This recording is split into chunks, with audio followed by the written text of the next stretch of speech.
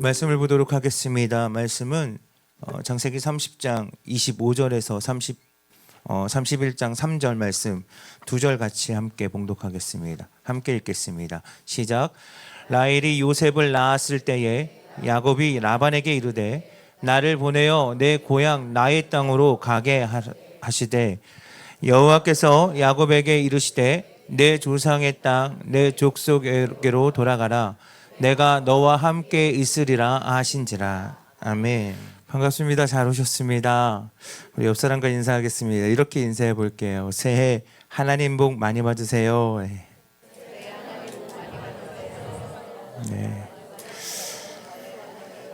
네, 엊그제까지 어떤 분들은 어제까지 명절을 이제 보내오면서 명절이다 보니까 고속도로가 아주 난리더라고요. 교통의 중심 대전이라서 좋은 점도 있는데 명절 같은 때는 왠지 중심이라 여기를 다 지나가는 것만 같아서 더 막히는 건 아닌가 하는 생각이 들었습니다.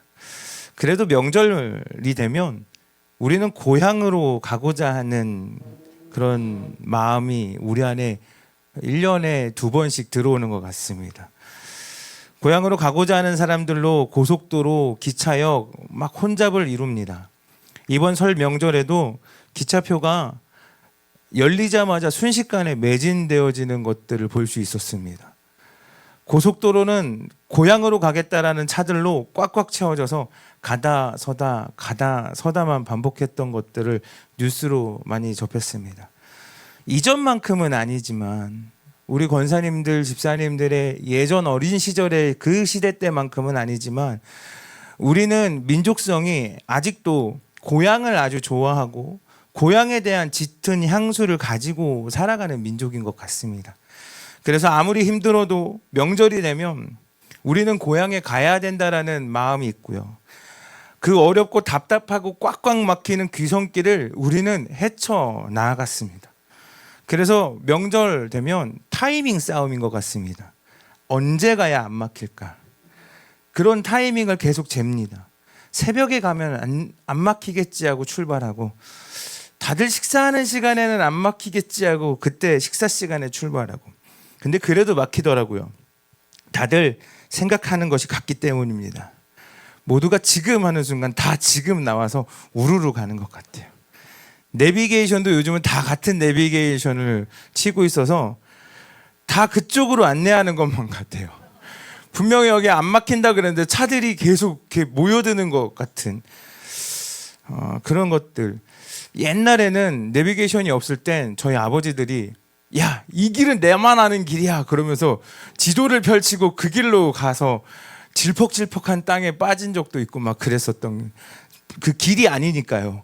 남들이 왜 그 길로 안 가는지를 보여줬던 그 당시 때 상황입니다.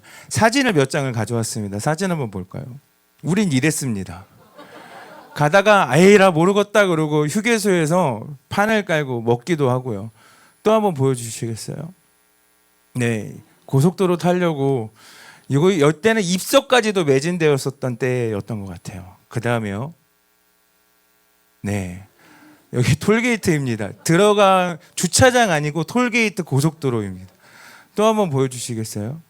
네, 거의 뭐 그냥 조깅을 해도 내가 더 이길 수 있는 그런 시대에도 저런 상황 속에서도 우리는 그때는 오히려 더 어떻게든 고향에 가려고 했습니다. 요즘은 고향에 대한 향수나 추억이 이 정도만큼은 아니라는 생각이 들어요.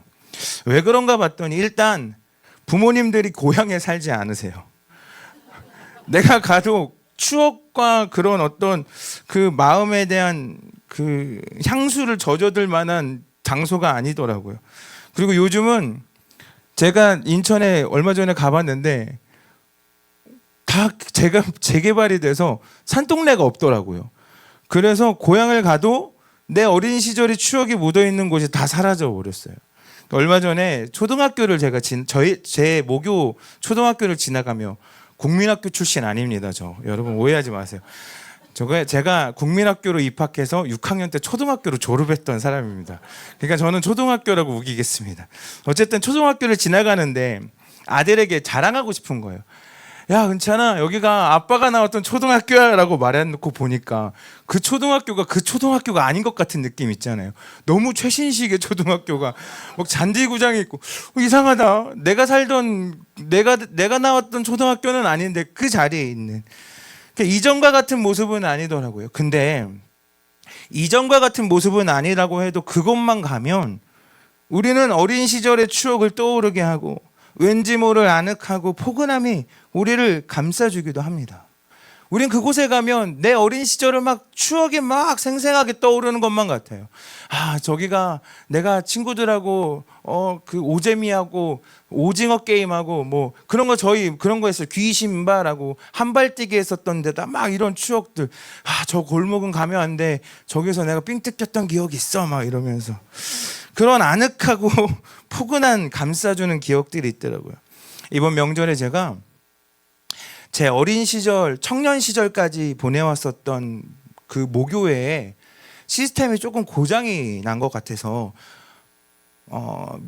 명절에 그냥 방문을 해서 본당에서 그냥 작업을 좀 했습니다. 근데 매번 찾아갈 때는 그냥 목양실을 찾아가니까 본당에 가본 적이 없거든요. 근데 본당에 들어가니까 순간 제 마음에 내가 뜨겁게 기도했던 자리가 보이는 거예요. 기둥 맨 옆에 그 청년 때 면벽 기도라고 하죠. 거기 가면 누구도 방해할 수 없어라며 저 벽에 있는 그런 기둥 같은데 항상 기도했던 자리. 그 기도의 자리가 나를 되게 뜨겁게 만들더라고요. 따뜻하게 만들더라고요. 이 좁은 방송실, 지금보다 더 좁은 방송실에서 나는 그래 여기서 그때 엄청 열심히 사역했었는데 여기가 내가 은혜 받았던 자리였고 내가 여기서 누군가의 간증을 듣고 울면서 뒤로 뛰쳐나갔던 추억의 자리인데 막 아내하고 같이 가서 말해주고 싶은데 저 사람은 감동이 없으니까 뭐 그런가 보다 이러고 있으면 나만 막 거기에서 막 안달나서 여기가 그랬는데 그러는데 그러고 있었습니다. 나의 마음을 따뜻하게 감싸주는 것들을 느꼈어요. 저는 여러분 우리 주양의 다음 세대들이 이 예배당이 그러한 추억이 묻어져 있는 그러한 공간이 되길 소망합니다. 언제라도 그리워할 수 있고 언제라도 그 은혜를 떠올릴 수 있는 그들의 고향과 같은 그런 고향 같은 교회가 되어지기를 소망합니다. 따뜻하고 아늑하고 포근하게 반겨줄 수 있는 언제나 그 자리에 있는 영적인 교회가 우리 주영교회가 되기를 소망합니다.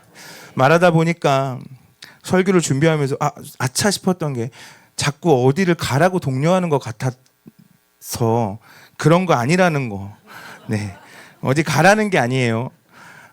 어느덧 우리의 자녀들이 나도 모르는 사이 세상에 빠져서 영적인 예배의 초소를 잃어버리고 영적인 초소에 돌아오지 못하고 있을 때에 어느 순간 그들이 마음 가운데에 내가 주양에서 예배했었던 그 예배의 자리가 떠오르게 되어서 이 자리를 추억하게 하고 이 자리를 돌아올 수 있는 영적인 고향이 되기를 소망합니다.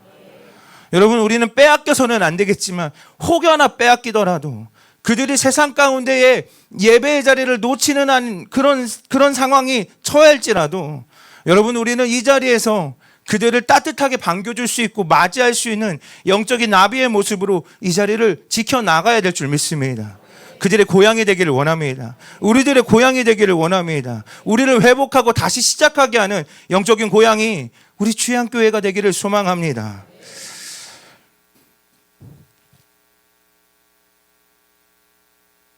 여러분 언제든지 이 초소로 돌아오게 되기를 바랍니다. 심지어 이곳에서 우리가 여전히 예배는 하고 있는데 예배는 드리고 있음에도 불구하고 그 예배가 이전보다 뜨겁지 않은 자들에게도 도전이 되어지길 바랍니다. 여러분 이와 같은 예배의 회복이 은혜가 오늘 우리 가운데 모두에게 일어나길 바랍니다. 내가 저곳에서 뜨겁게 예배했지. 내가 저곳에서 뜨겁게 찬양했지.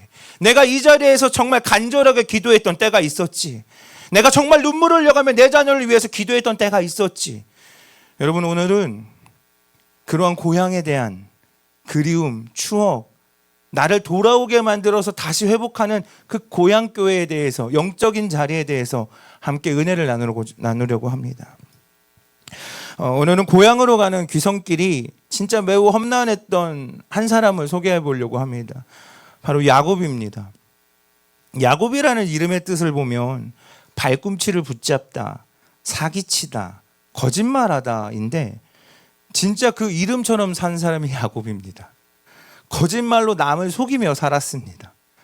형의 축복을 빼앗아 오는 그 방법도 거짓과 속임수가 난무하여서 이 일로 형과의 그냥 철천지 원수가 되어버렸던 그 야곱의 인생이었습니다. 형 에서가요, 야곱이 너무 미워서 이걸 죽여야겠다라고 결심해서 이놈을 가만두지 않겠다라는 게 이게 두려워서, 이 사실을 알게 된 야곱이 두려워서 더 이상 아버지 집에, 그 집에 거할 수가 없자 삼촌 라반의 집으로 도망치게 되었습니다. 그런데 여러분, 그곳에서 나보다 뛰어난, 자신보다, 야곱보다 더 뛰어난 희대의 사기꾼 외삼촌 라반을 만나게 됩니다. 처음엔 진짜 몹시 잘해줬습니다. 어서 와, 반가워, 오는 길이 너무 힘들었지라고 말하며. 그런데 계속 지내다가 보니까 내가 뭔가 호구된 느낌, 이용당하는 느낌을 이걸 지울 수가 없는 거예요. 7년, 내가 라헬이 너무 예뻐서 7년 동안 일하면 준다 그래서 했더니, 야, 누가 어떤 집안이 첫째보다 둘째를 먼저 주니?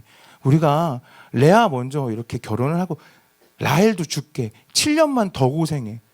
라헬을 너무 사랑해서, 라헬이 너무 좋아서 견뎌냈는데 시간이 지나고 났더니 왠지 내가 호구가 된 것 같은 겁니다. 근데 하나님이요, 여러분, 라반의 집에서 야곱을 철저하게 훈련시킵니다. 진짜 믿음의 사람으로 만들어내기 위한 하나님의 플랜과 하나님의 계획이 여기에 있었습니다. 여러분, 하나님은 당신의 백성이 거짓말하는 자로 살아가고, 진실되지 않는 자로 살아가고, 신실하지 않는 자로 살아가고, 하나님 의지하지 않는 자로 살아가는 것을 원치 않으십니다. 오직 그 백성이 하나님만을 의지하고 신실하게 살기를 주님은 원하십니다.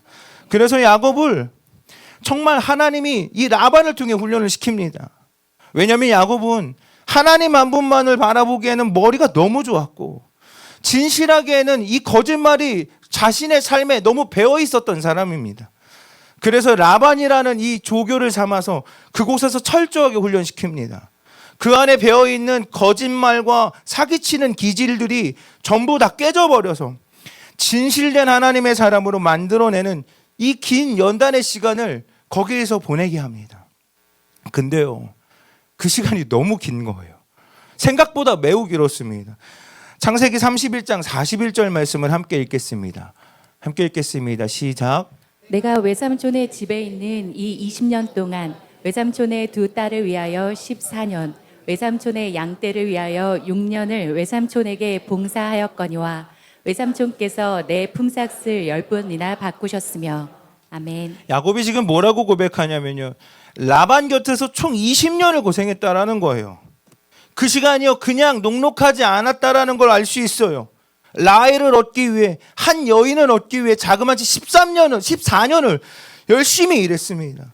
그리고 이제 독립하겠다고, 나 이제 독립할래요. 아무것도 없으니까 내가 6년 동안 내가 일하게 해달라고, 일하는 품삯을 달라고, 그래 주겠다라고 말했는데 라반이 그 품삯을 10번이나 바꾸는 거예요. 자기한테 유리하게 만들려고. 14년 동안 라반 밑에서 이용만 당하던 야곱이 이대로는 안 되겠다라고 싶었는지 자신의 고향으로 돌아가겠다고 라반에게 거래를 합니다. 창세기 30장 25절에서 26절 말씀을 한번 읽어보겠습니다. 시작.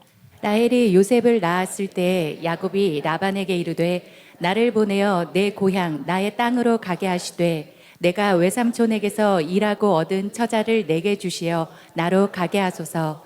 내가 외삼촌에게 한 일은 외삼촌이 아시나이다. 아멘. 야곱이 라반에게 이렇게 말하는 거예요. 아무리 생각해봐도 나 내 고향 나의 땅으로 가야 되겠습니다. 내 고향으로 돌아가게 좀 도와주십시오라고 말하는 거예요. 요청하고 간청하는 거예요. 외삼촌에게서 내가 어떻게 일했는지 당신이 아시지 않습니까?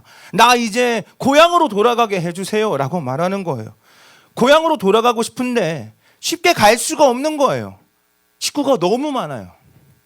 가진 재산이 하나도 모아진 게 없어요. 내가 14년 동안 일해서 품삯을 받은 게 아니라 딸들을 받았기 때문에 내가 가진 어떠한 그 재산이 하나도 모아진 게 없는 거예요. 그러면서 내가 가진 재산이 하나도 없으니까 삼촌 도와주세요. 내가 떠날 수 있게 좀 도와주세요라고 말하는 거예요. 근데 여러분 한번 생각해 보면 성경을 바라보는 우리는, 믿음이 너무 좋은 우리는 이렇게 생각할 수도 있습니다. 어쩌면 야곱이 믿음 하나만 붙들고 여러분 식구들을 내가 이끌어 나가겠다, 그냥 가겠습니다, 나 돌아가겠습니다, 하나님을 예배하는 예배의 땅으로 내가 가겠습니다, 아버지가 계신 곳으로 내가 떠나겠습니다 라고 말했어도 여러분 하나님 도와주시지 않았겠습니까? 하나님 도와주셨을 것이라고요. 근데 아내가 4명이고 아이가 12인 그 거느린 가장이 아무런 대책 없이 그 머나먼 길을 떠난다라는 건 쉬운 결정 아닙니다. 그래서 삼촌의 도움이 필요했던 거예요. 삼촌 도와주세요. 삼촌, 내가 지금까지 한 일을 삼촌이 알지 않습니까? 내가 삼촌 밑에서 이렇게 일했는데 아무것도 내가 수중에 돈이 없다라는 게 말이 되지 않지 않습니까? 당신의 2딸들을 데리고 내가 나아갈 수 있도록 나에게 재정적인 후원을 주십시오라고 말을 합니다. 그런데 라반이요, 야곱을 보낼 마음이 조금도 없어요. 27절 28절 말씀을 한번 볼까요? 함께 읽겠습니다. 27절 28절입니다. 시작. 라반이 그에게 이르되 여호와께서 너로 말미암아 내게 복 주신 줄을 내가 깨달았노니 내가 나를 사랑스럽게 여기거든 그대로 있으라. 또 이르되 내 품삯을 정하라. 내가 그것을 주리라. 아멘. 엄청 달콤한 말 아닙니까? 내가 너로 말미암아 하나님께서 너에게 복 주셔서 내가 복 받은 줄 내가 알고 있다. 야, 내가 너를 얼마나 사랑스럽게 여기는데, 그러니까 그대로 있어. 나하고 함께 하자. 야, 네 품삯을 정해봐. 내가 그것을 다 줄게 라고 말하는 거예요. 라반도 자신이 이토록 부자가 되어지게끔 만든 것도 하나님께서 야곱을 통하여 야곱을 축복하셨기 때문이라는 것을 분명히 알았습니다. 그래서 그는 야곱을 놓치고 싶지 않았던 거예요. 야곱이 사라지면 하나님의 축복도 사라진다라는 걸 알았으니까 라반은 얼마나 셈이 강한데요. 그러니까 야곱을 사랑해서가 아니라 야곱으로부터 오는 이 축복이, 야곱으로부터 오는 이 물질의 이 복이 너무 탐났던 거예요. 너를 빼앗기고 싶지 않아 라는 거죠. 그러면서 이렇게 설득하는 거예요. 야, 여기에도 하나님의 은혜가 나타나고 있지 않느냐. 여기서도 예배드릴 수 있고 여기서도 신앙생활 잘할 수 있는데 굳이 고향에 갈 필요가 뭐가 있어 라고 말하며, 그러지 말고 이제부터는 내가 너에게 품삯을 제대로 쳐줄 테니까 그러지 말고 여기서 나와 살자. 너 나하고 머무르자. 나하고 그냥 함께 하자라고 말하는 거예요. 근데 여러분, 사실 야곱도 처음에는 이 에서로부터 도망하여 라반에게 왔을 때에 이곳에서도 얼마든지 하나님을 잘 섬길 수 있을 것만 같았거든요. 그런데 14년 동안 지나와 보니까 연애한답시고 또 가정을 돌보느라 하나님을 제대로 섬긴 적이 없었던 거예요. 아내들은 서로 막 싸우고 애들은 징징거리고 시간을 다 허비하고 말았어요. 14년이라는 세월을 지났는데 난 아무것도 없는데 하나님과의 관계도 너무 멀어져 버린 거예요. 그래서 돌아가고 싶은 거예요. 여러분, 야곱에게 고향은 하나님을 바르게 섬길 수 있는 아버지의 집이었습니다. 지금 야곱이 돌아가고자 하려고 하는 고향은 단순히 나고 자란 그런 고향이 아니라 하나님을 온전히 예배하고 하나님을 더 집중할 수 있게 하는 영적인 고향을 의미하는 거라고요. 그러나 그렇게 결단했는데, 돌아가겠습니다라고 그 결심을 붙잡았는데 나의 발목을 붙잡는 것이 있더라고요. 현실의 문제에 붙잡혔어요.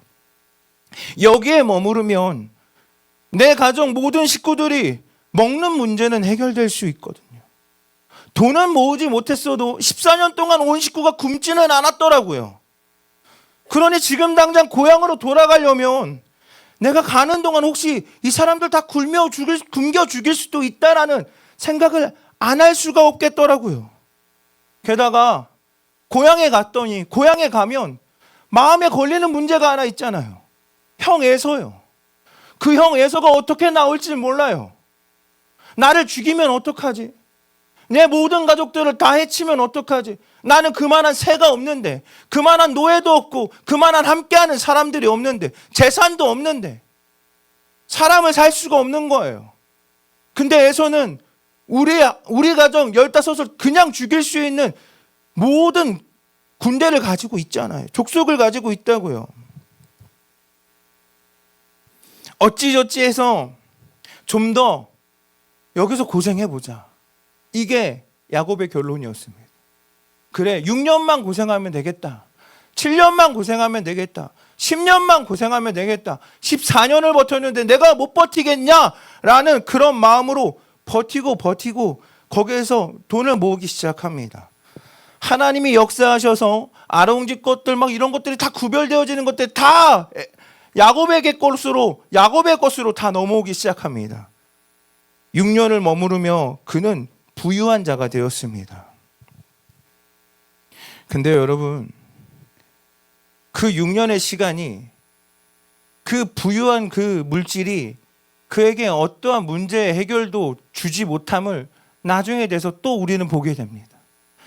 여러분, 우리가 영적인 고향으로 돌아간다는 것은 분명한 목적과 이유가 있는 거잖아요. 하나님을 다시 만나고자 하는 기대함이 우리에게 있는 거라고요. 할렐루야. 현실적인 문제를 생각하면 도저히 이곳을 떠날 수가 없는 게 사실이지만, 그럼에도 불구하고 우리의 목적은, 우리가 고향으로 가려고 하는 건, 우리가 아버지 집으로 가려고 하는 건 다시 시작할 수 있는 힘이 그 안에 있으니까, 그 예배의 은혜가, 하나님의 보호하심이, 하나님의 안아주심이 우리 안에 있으니까 우리가 돌아가려고 하는 거라고요. 할렐루야. 학창시절과 청년시절엔 정말 뜨겁게 예배하고 기도했던 장년들이 어느새 가정을 이루고 경제적인 책임을 맡으면서 마냥 그때처럼만은 할 수 없다라는 현실의 문제를 부딪히고 깨닫는 것들을 보게 됩니다. 내가 맡은 가장의 무게를 무시할 수가 없는 거예요. 라반의 제안을 뿌리치기가 쉽지가 않더라고요. 이것을 뿌리치고 가진 것 하나 없이 하나님의 말씀이 있는 곳으로, 하나님의 예배가 있는 곳으로, 하나님의 임재가 있는 곳으로 간다라는 게 쉬운 일이 아니더라고요. 그냥 여기서 딱 눈 감고 몇 년만 고생하면 상황이 좀 더 나아질 때까지 기다리는 것이 내 가족을 위한 일이라 생각이 되어지는 거예요. 근데 여러분, 그 생활이 호락호락하던가요? 그 생활이 호락호락하지 않았다고 야곱이 말해주고 있어요, 우리한테. 품삯을 10번이나 바꿨대요. 6년 동안 품삯으로 받은 그 소유를 가지고 이제 이제 고향으로 떠나가야겠다라고 하는데, 라반이 눈을 치켜 세우고 경계하니까 그 눈을 피해 야반도주하는 것까지 성경은 보여주고 있어요. 좀 더 그곳에 머무르면, 조금만 참고 기다리면, 인내하면 될 것만 같았는데 여전히 그곳에서는 아니었더라고요. 결국 그가 한 가지 사실을 깨닫습니다. 우리가 3절 말씀을, 본문 3절 말씀을 한번 읽어볼까요? 함께 읽겠습니다. 시작. 여호와께서 야곱에게 이르시되 내 조상의 땅 내 족속에게로 돌아가라. 내가 너와 함께 있으리라 하신지라. 아멘. 이 본문이 참 특별하게 그에게 다가옵니다. 내가 너와 함께 있으리라 하신지라, 이 말씀이 여기에 부각되어집니다. 그 전에도 분명히 하나님이 하신 일들을 라반조차도 알았는데 야곱이 머뭇머뭇 거리는 거예요. 하나님의 함께 하심이 구체적으로 와닿지가 않았던 거예요. 오히려 현실의 문제가 더 보였던 거예요. 이 가족을 먹여 살려야 되는 이 문제가 더 보였던 거죠. 그런데 오늘 상황에서 매우 번창하여 양떼와 노비와 낙타와 나귀가 많아져서 부유하여졌지만 이 집안이 돌아가는 분위기가 심상치 않은 걸 느껴요. 말씀을 보면 라반의 아들들이 이렇게 수군대요. 야곱이 우리 아버지의 소유를 다 빼앗고 재물을 모았다라고 수군거려요. 그 이야기를 옆에서 듣는데 이거 뭔가 문제가 돌아가는 게 이상한 거예요. 근데 성경을 보니까 그래서 야곱이 라반의 안색을 보니 이전과 같지 않더라라는 것을 느껴요. 그래서 야반도주합니다. 근데 여러분, 상황은 나아진 게 없거든요. 에서의 문제는 해결된 게 아니거든요. 여전히 그가 고향으로 돌아갈 수 있게끔 결단하는 그것을 부추길 만한 것은 없었거든요. 근데 그가 결단하는 마음을 내가 먹게 되고 내가 이제 떠나야겠다라고 마음을 먹게 되는 한 문구가 이겁니다. 내가 너와 함께 있으리라 하신지라. 할렐루야. 지금까지 머뭇머뭇거렸던 야곱이 더 이상 머뭇거리지 않아요. 주저하지 않아요. 단번에 고향으로 떠날 수 있는 결단을 하게 됩니다. 라반의 아들들은 그를 수군거리고 그를 멸시하고 그를 이제 어떻게 해서든 빼앗으려고 하는 그 분위기에 하나님께서 뭐라고 약속하시냐? 너의 고향으로 가라. 내가 너와 함께하리라. 이 사실이 와닿기 시작해요. 할렐루야. 타지에 있을 때에도 사실은 하나님은 야곱과 함께 하셨는데 이 야곱이 이제서야 비로소 이 사실을 확신하고 깨닫는 겁니다. 창세기 31장 5절과 9절에 아내들에게 이렇게 고백하더라고요. 그러할지라도 내 아버지의 하나님은 나와 함께 계셨느니라. 이제 고백하는 거예요. 지금까지 하나님이 하신 일들을 고백하는 거예요. 그러면서 하나님이 이같이 그대들의 아버지의 가축을 빼앗아 내게 주셨느니라. 모든 것들을 하나님이 하셨다라고 고백해요. 그러며 삼촌을 만났을 때 라반 앞에서 야곱이 이렇게 고백합니다. 42절은 함께 읽겠습니다. 함께 읽겠습니다. 시작.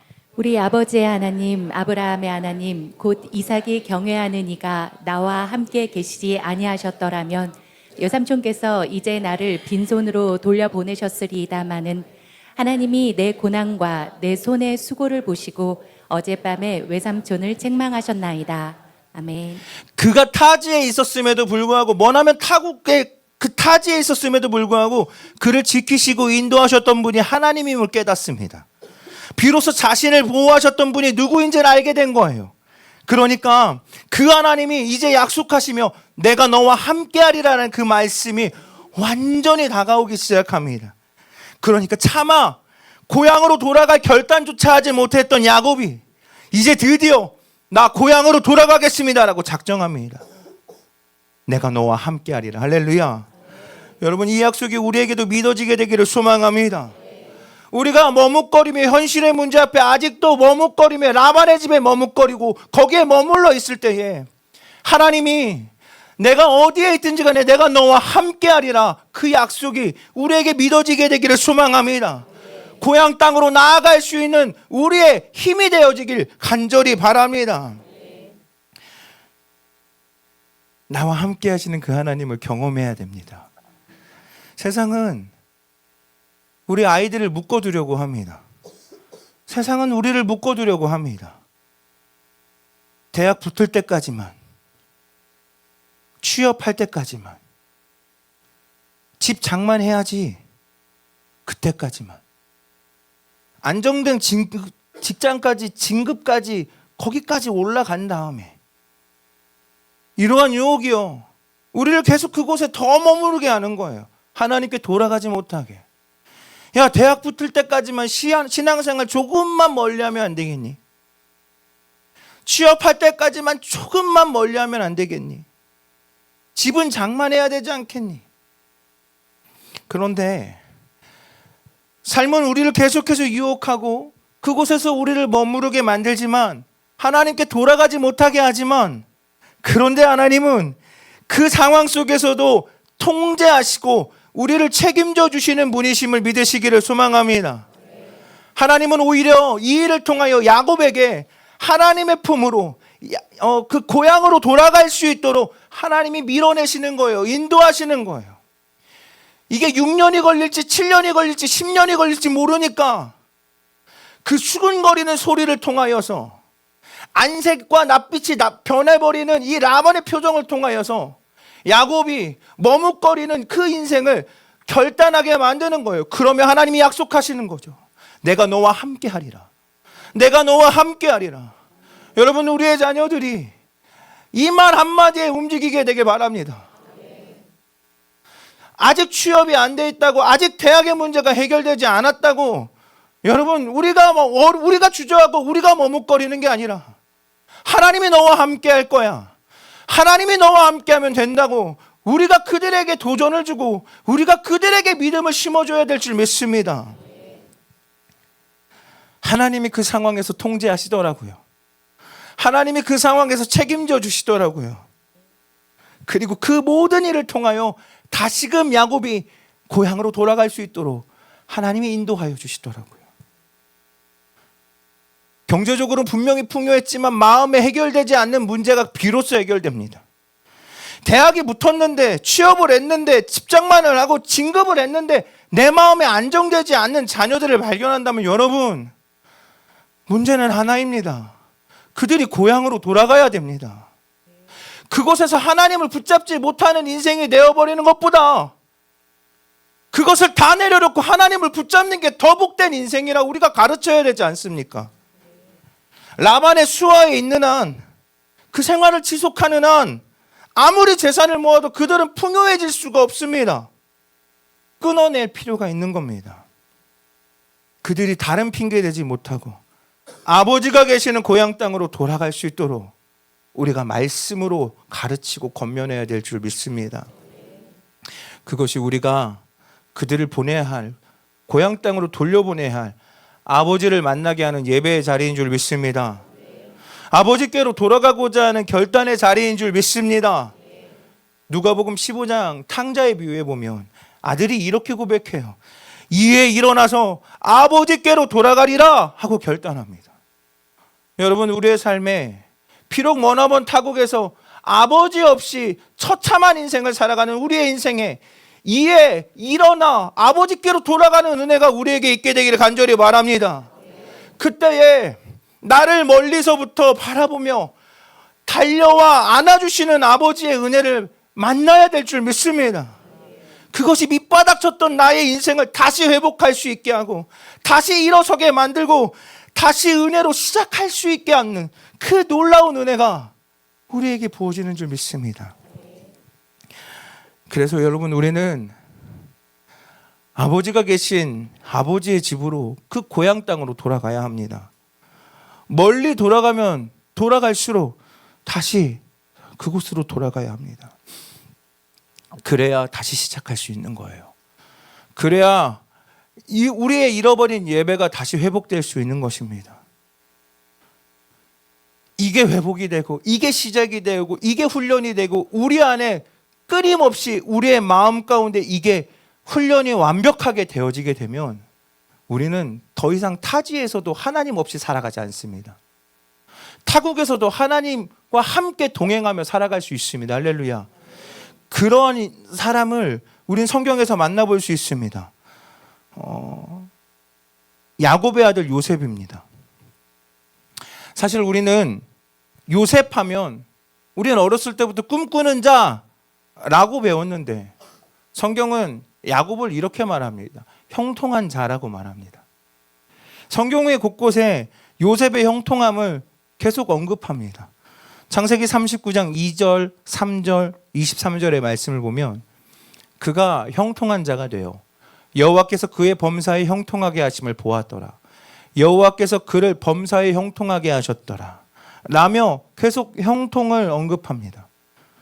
그러니까 요셉은 머나먼 타국에 있음에도 불구하고 누구보다 하나님의 형통케 하심을 누렸던 사람이라 성경은 소개하는 겁니다. 근데 여러분, 성경을 보면서 난 요셉과 같이 될 거야 라고 말하는 그 과정이 애굽에 팔려가고 감옥에 잡혀가는 것을 우리는 기대하지 않습니다. 애굽에 총리된 사건만 우리는 기대하며 우리는 요셉이 될 거야 라고 말합니다. 어찌 이게 형통이지? 라는 의문이 드는 게 사실입니다. 사실 세상의 관점으로 보면 요셉만큼 형통하지 않은 인생이 없지 않습니까? 어릴 때부터 형들에게 핍박받고 구박받아서 형들에게 웅덩이에 빠져 죽을 뻔하다가 급기야 노예로 팔려 넘겨지게 되었던 요셉이지 않습니까? 이 인생을 누가 형통하다 말하겠습니까? 내 자녀가 나 요셉과 같이 될 거야, 이 본문을 묵상하고 나 요셉과 같이 될 거야, 그럼 우리는 말릴 거 아닙니까? 어딜 가?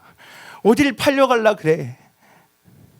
그런데 성경은 지금의 순간에도 그 상황 속에서도 요셉은 형통한 사람이다 라고 소개합니다. 요셉이 참 괜찮은 사람이었던 것 같아요. 아주 청년의 모습 중에서 제일 괜찮은 모습이지 않을까 싶어요. 역경을 맞는데 좌절하지 않고 주어진 일을 너무 성실하게 감당해서, 그래서 보디발의 신임을 얻어서 가정 총무의 일을 담당하거든요. 딱 여기까지만 보면 우리는 와, 이게 형통이구나 라고 말합니다.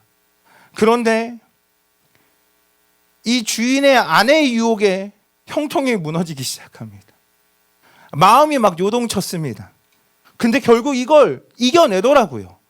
요셉은 대단한 사람입니다. 이경이었으면 넘어갔을 겁니다.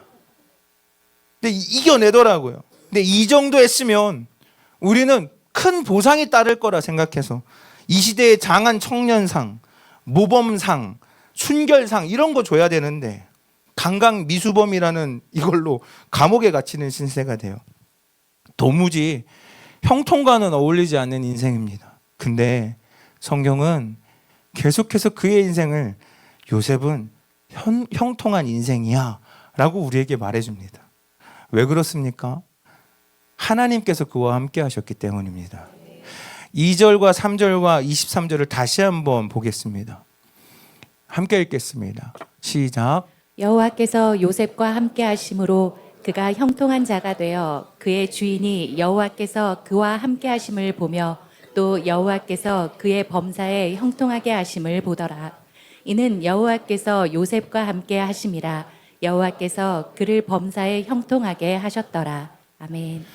하나님이 함께 하심을 경험하는 것이 형통인 줄 믿습니다. 하나님이 함께 하심을 정확히 알고 느끼는 것이, 누리는 것이 형통인 줄 믿습니다. 비록 억울하게 누명 쓰고 팔려가고 감옥에 갇히게 되더라도 그곳에서 하나님의 함께 하심을 경험하면 그 자리가 형통의 자리입니다. 할렐루야. 그 자리가 예배의 자리입니다. 할렐루야. 그러면 그에게 고향 땅으로 돌아갈 이유가 없는 거예요. 대궐 같은 집에서 호의호식 사는 것이 형통이 아니라 하나님과 동행하는 것, 그게 우리에게 형통이 되어야 될 줄 믿습니다. 찬송가의 가사 중에 높은 산이 거친 들이 조막이나 궁궐이나 내 주 예수 모신 곳이 그 어디나 하늘나라. 여러분, 이 찬송의 가사가 쓰여진 때가 지금처럼 잘 먹고 잘 사는 시대였습니까? 아니에요. 오히려 풍족하지 않은 그런 시대입니다. 오히려 먹을 것이 더 없었던 시대에 우리의 초대 한국 기독교인들이 이 찬양에 은혜 받고 이 찬양에 고백하고 그 가장 어려운 시기에 그 어디나 하늘나라를 부르며 우리의 권사님들, 집사님들이 그러고 고백하셨습니다. 여러분, 근데 그게 형통인 줄 믿습니다. 넓은 평수와 추와 아파트의 그 라반의 집에서 살면서 하나님을 함께함을 누리지 못하는 건 형통한 인생이 아닙니다. 오히려 그때는 하나님을 경험할 수 있는 자리로, 고향의 땅으로 돌아가야 되는 겁니다. 하나님이 안아주시는 그 회복의 은혜의 자리로 경험되어져야 됩니다. 그곳에서 다시 시작해야 합니다. 여러분, 우리의 자녀가 혹시 아주 좋은 일들을 감당하며 너무 호의호식하고 있는데 하나님과 가까이 하지 않는다면 이 은혜의 자리로 데리고 오십시오. 여기서 하나님을 만나야 됩니다. 이곳에서 누군가가 버선발로 안아주는 그리스도의 사랑을 보여줘야 됩니다. 잘 돌아왔다고 우리가 정말 그들을 사랑으로 품어줘야 됩니다. 사는 것이 넉넉하지 못하더라도 하나님의 함께 하심을 늘 경험하고 동행한다면 여러분, 세상 속에서도 하나님의 형통함을 누릴 수 있는 요셉과 같은 인생이 되어지는 거예요. 빌립보서 4장 11절에서 12절 말씀을 함께 읽겠습니다. 함께 읽겠습니다. 시작. 내가 궁핍함으로 말하는 것이 아니니라. 어떠한 형편이든지 나는 자족하기를 배웠노니 나는 비천에 처할 줄도 알고 풍부에 처할 줄도 알아. 모든 일 곧 배부름과 배고픔과 풍부와 궁핍해도 처할 줄 아는 일체의 비결을 배웠노라. 아멘. 여러분, 우리가 이 일체의 비결을 배워야, 이 일체의 비결이 내 것이 되어야, 내 삶이 되어야 우리는 타국에 가서도 그곳에서 하나님을 온전히 예배할 수 있고, 하나님을 몰입할 수 있고, 하나님을 집중할 수 있고, 하나님의 사랑을 흘려보낼 수 있는 줄 믿으시길 소망합니다. 어떠한 형편에든지 자족하는 것이 우리가 배워지지 않으면 우리는 돌아가야 됩니다. 우리가 타국에 있으면서 세상 가운데 있음에도 불구하고 주어진 환경에 자족하는 은혜, 그곳에서 하나님 앞에 만족하는 은혜, 하나님의 은혜를, 하나님을 찾고 하나님을 두드리는 은혜가 없다면 우린 다시금 은혜의 자리로 돌아가야 됩니다. 예배가 회복되어야 됩니다. 하나님이 안아주시는 그 은혜의 자리로 회복해야 됩니다. 여러분의 그 자리가 우리 주양의 예배의 자리가 되길 소망합니다. 여러분이 다시 돌아올 자리가 주양의 예배의 자리가 되기를 간절히 소망합니다. 여러분, 이곳이 되어야 됩니다.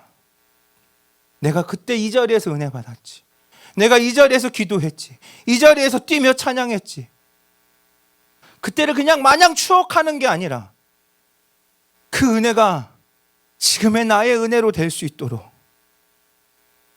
머나먼 타국 땅에서도 여전히 하나님의 은혜 안에서 하나님의 고향 땅에서 누릴 수 있는 그 은혜를 누릴 수 있는 일체의 비결을 우리가 알게 되어지는 주양의 성도들이 되어지기를 소망합니다. 그래야 13절 말씀, 내게 능력 주시는 자 안에서 내가 모든 것을 할 수 있느니라 라는 이 고백의 말씀이 우리가 살아갈 수 있는 줄 믿습니다.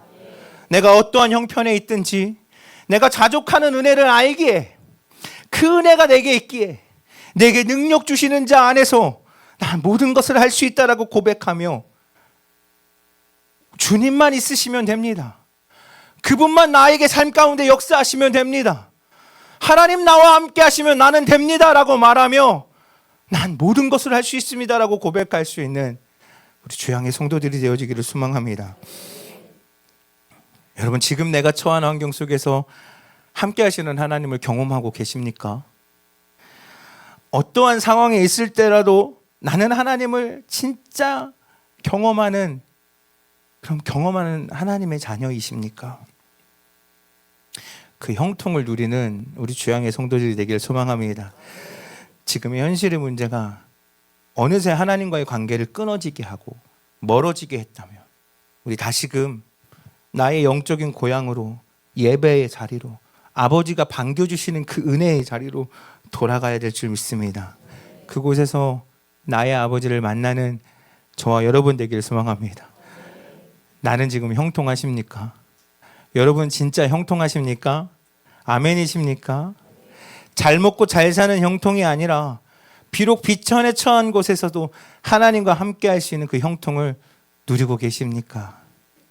오늘 우리가 바울의 그 일체의 비결을 살아가기 시작하면 하나님은 우리에게 세상이 줄 수 없는 그 은혜의 축복을 우리에게 부어주신다 약속하십니다.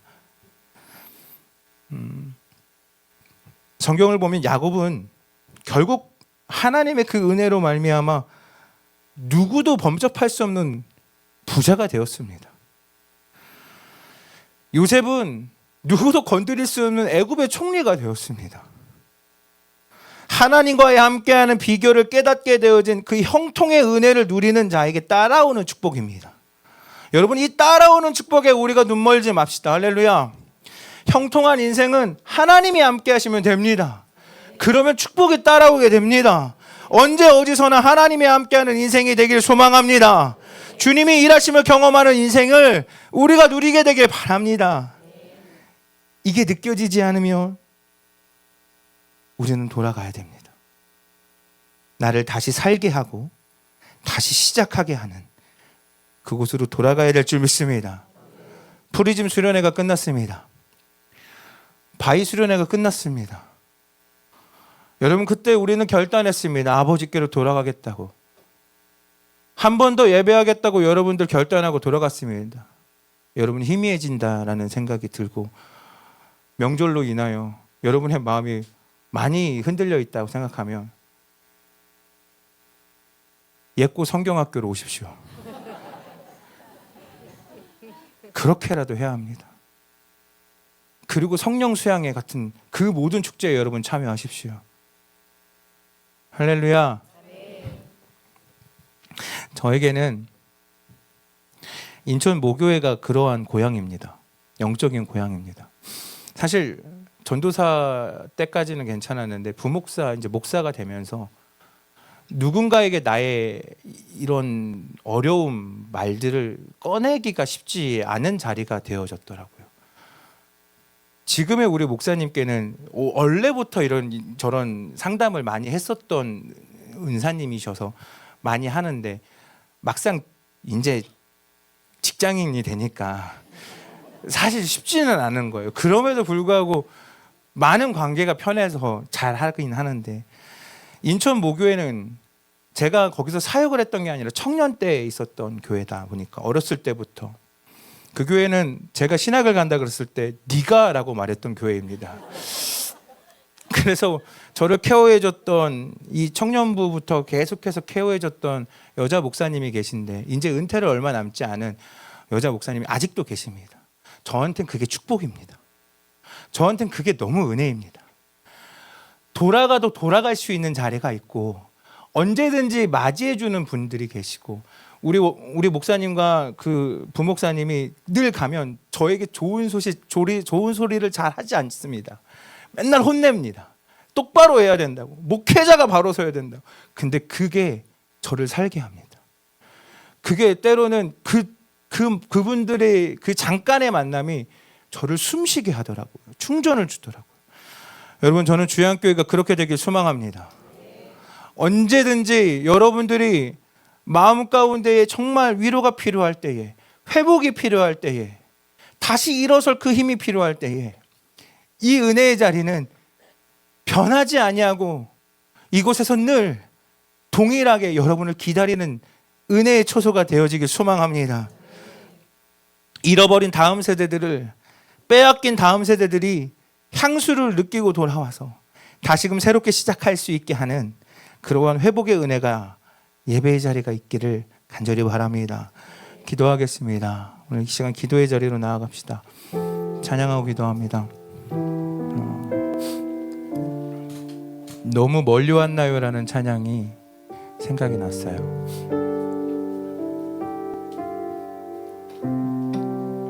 이 찬양 함께 하겠습니다.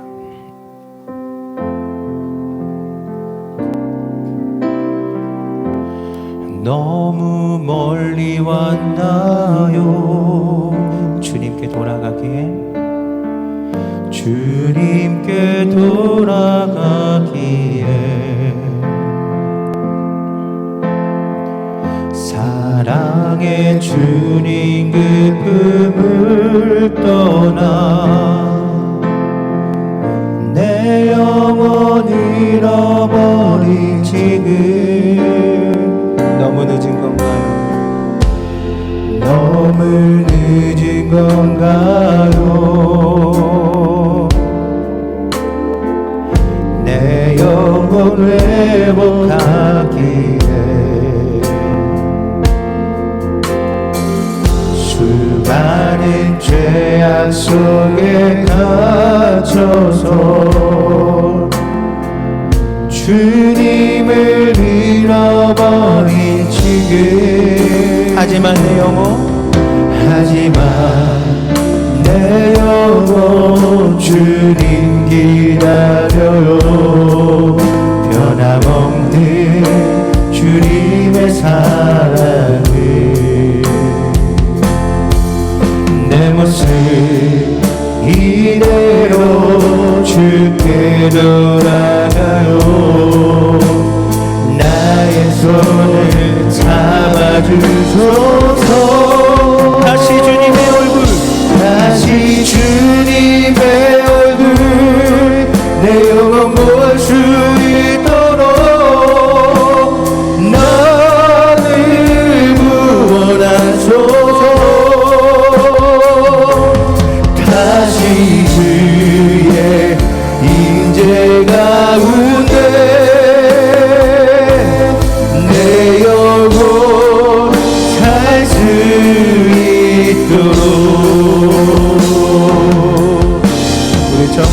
고백합니다. 너무 멀리 왔나요? 너무 멀리 왔나요? 주님께 돌아가기에 사랑의 주님 그 품을 떠나 내 영혼 잃어버린 지금 너무 늦은 건가요? 내 영혼 회복하기에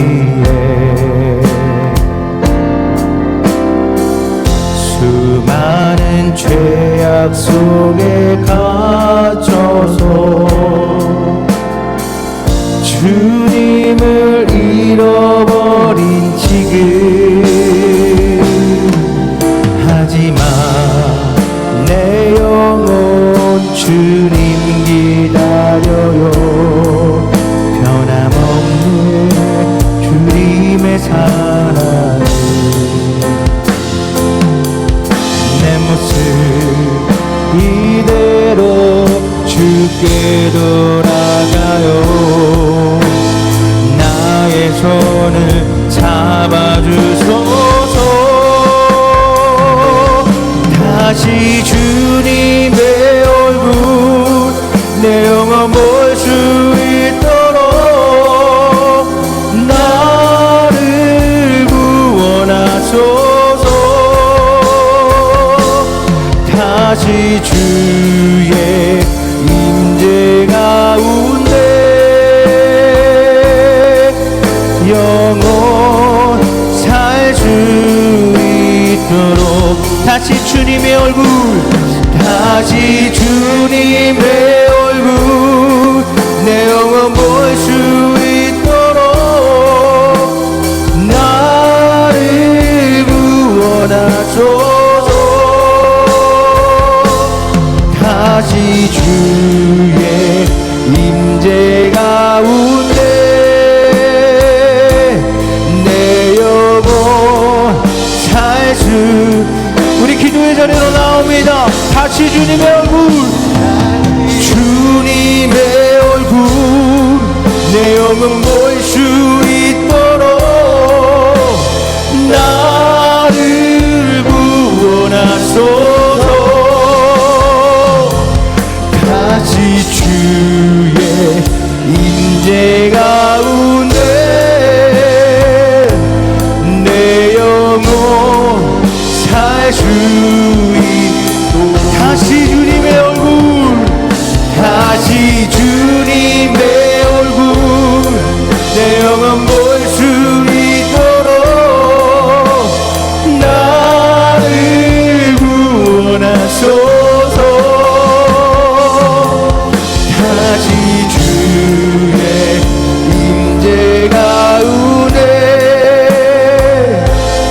내 영혼 살 수 있도록 우리 시간 함께 기도합니다. 하나님 우리 인생이 주님과 함께하는 영통한 인생이 되기를 원합니다. 하나님 어떠한 상황 속에서도 어떠한 처지에 아버지 우리가 놓여 있을지라도 오직 주님을 예배하는 예배자가 하나님 함께하는 영통한 인생이 되게 하여 주시옵소서. 하나님 우리는 그곳에서 주님을 예배하기를 원합니다.